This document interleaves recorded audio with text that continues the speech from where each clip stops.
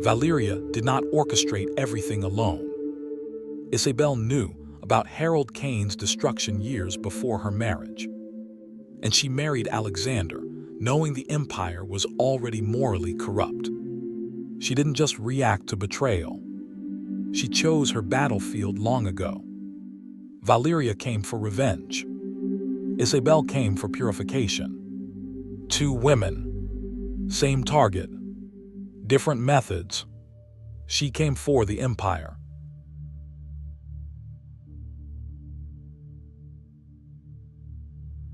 Some betrayals do not begin with cheating. They begin with silence. The Laurent gala shimmered with wealth that had never known humility. Crystal chandeliers glowed above investors, politicians, and board members who had memorized how to smile without revealing intention. At the center of it all stood Alexander Laurent. Controlled, composed, untouchable. He was the kind of man who inherited power the way others inherited eye color, not earned, not questioned, simply assumed. Beside him stood Isabelle Laurent, elegant, observant, still. She wore silver that evening, not for attention but for armor. No one noticed the way her hand occasionally rested against her stomach. No one knew she had spent the morning staring at two pink lines. She had planned to tell him tonight. Across the ballroom, the doors opened again. And that was when Valyria Cain entered. Not loudly, not dramatically, but deliberately. She wore black, not mourning, not celebration, but intention. And when her eyes met Alexander's, something shifted. Not love, recognition, as if a chess piece had just been placed on the board. The introductions were simple, polite, strategic. She congratulated him on the latest acquisition.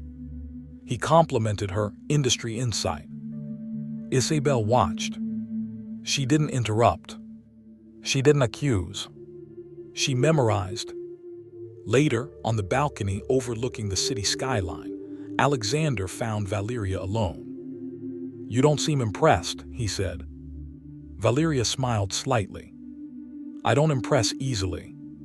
The city lights flickered below them like distant warnings. Inside the ballroom, Isabelle checked her phone again. No message. No glance from him. Just distance. Then Alexander's phone vibrated. He glanced down. A message from an unknown number. "You're living a lie. Meet me if you want the truth. V." He hesitated for exactly 3 seconds. Then he excused himself. Isabelle saw him leave. No explanation. No reassurance. Just departure. And sometimes, departure says more than betrayal. Hours later, Isabelle stood alone in their bedroom. The city had quieted. She held the small envelope in her hand. The ultrasound appointment card. She had imagined his reaction. Surprise. Joy. Softness. Instead, the house felt like a hotel room after checkout. Her phone vibrated. Unknown number. She opened the message. A photo. Alexander. On that same balcony. Holding Valyria's hand. The caption beneath it read, "Your marriage ends tonight." Isabelle did not scream. She did not cry. She slowly lowered herself into the nearest chair. One hand moved to her stomach. Her breathing became controlled, measured, strategic. Because heartbreak is loud, but humiliation is quiet. She replayed the night in her mind. The glances, the subtle distance, the unspoken shift.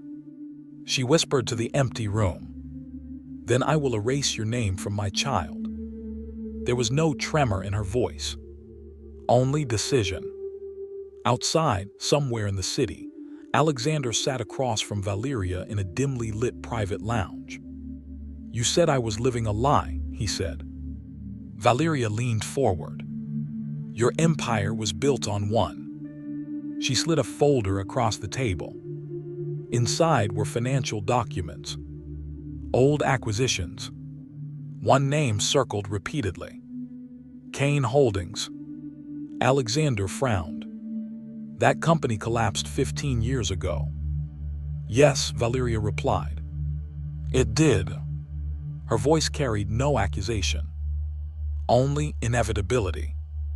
He didn't yet realize he was sitting across from the daughter of the man his father had ruined. He didn't yet realize this wasn't chemistry. It was architecture. Back at home, Isabelle placed the ultrasound card into a drawer, locked it, then opened another drawer. Inside were old files she had quietly gathered during her marriage. Documents most wives never request.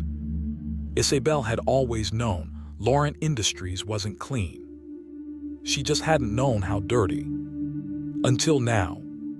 And betrayal, when mixed with truth, becomes fuel.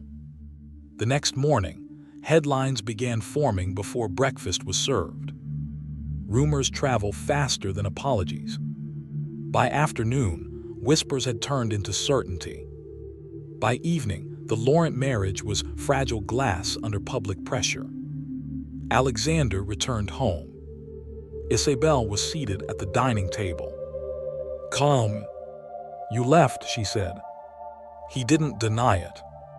It was business. She studied his face. Business rarely looks like guilt. She didn't tell him about the pregnancy. She didn't show him the photo. She didn't raise her voice. Because war doesn't begin with shouting. It begins with preparation. That night, Alexander slept in the guest room. He told himself it was temporary. He told himself he was confused. He told himself he deserved clarity. Valyria, in her apartment, pinned a photograph to the wall. It was an old newspaper clipping. Laurent Industries acquires Kane Holdings. Her father's face stared back from the image, circled in red ink. Revenge is rarely impulsive. It is patient. And somewhere in the city, two women stared at the same empire. One wanted to dismantle it. The other had just decided to take it. The next morning, Isabelle made one phone call. Not to confront, not to cry, but to inquire. Discretion is critical, she said. I need everything on Valyria Kane. She ended the call. Then she placed both hands on her stomach again. I promise you, she whispered softly, you will never beg for love. Across town, Alexander stood in front of the Laurent Industries headquarters. The building carried his family name in gold lettering. He had always believed legacy was permanent. He had never considered it could be erased. But names on buildings can change. Ownership can shift. And marriages can become weapons. Inside the elevator, his phone vibrated again. A message from Valyria. You haven't seen the truth yet. He stared at the screen. He thought he was choosing between two women. He didn't yet understand. He was standing between two wars.